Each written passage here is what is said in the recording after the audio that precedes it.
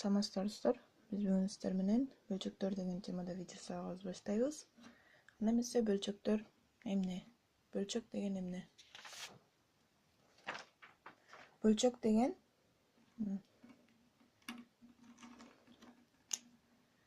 мисал үчүн бир бүтүн, бул жерде мисал үчүн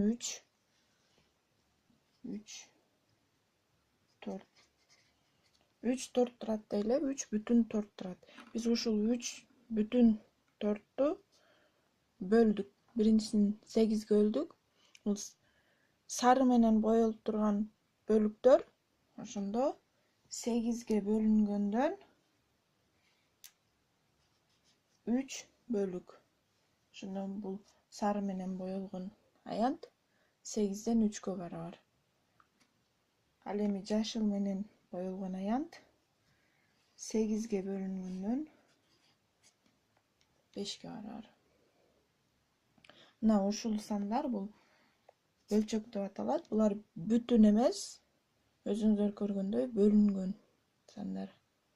Бир бүтүн эмес.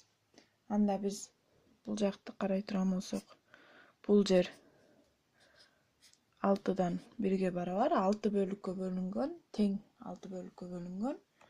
Ал эми бул жак ушул түстөгү бөлүктөрдүн баары 6дан 5ке барабар.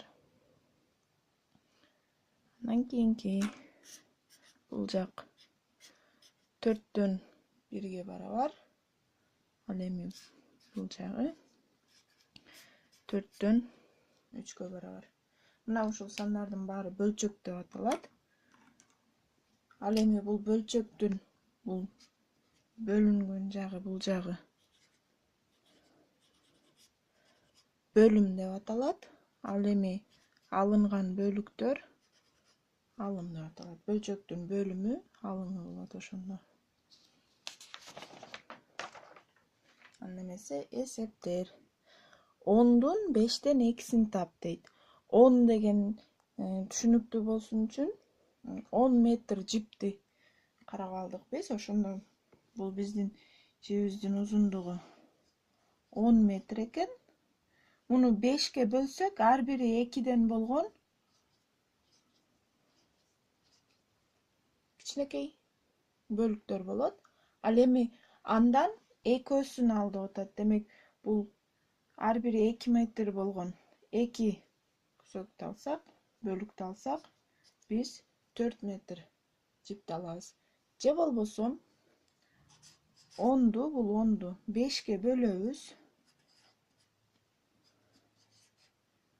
Бул 2ни бул 2ге көбөйтөбүз. 4. 10дун 5тен 2си демек 4кө барабар экен. Андан кийинки эсеп сандын 4дөн 3ү 9га барабар дейт. Бир сан берилген экен, анын 4дөн 3ү 9га барабар экен. Жанакы мисалдагыдай эле жипти элестетип алсак, 4кө бөлүнгөн жип экен.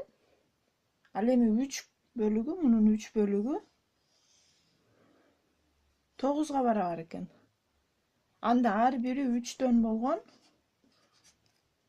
3 бөлүк болот, 4-үнчү бөлүгү дагы барабар болот.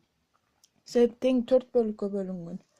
Анда жалпы бизде 12 метр жип бар экен. Же болбосо 9ду бул 3кө бөлөбүз. 3. Бул келип чыккан 3тү 4кө көбөйтөбүз. 12.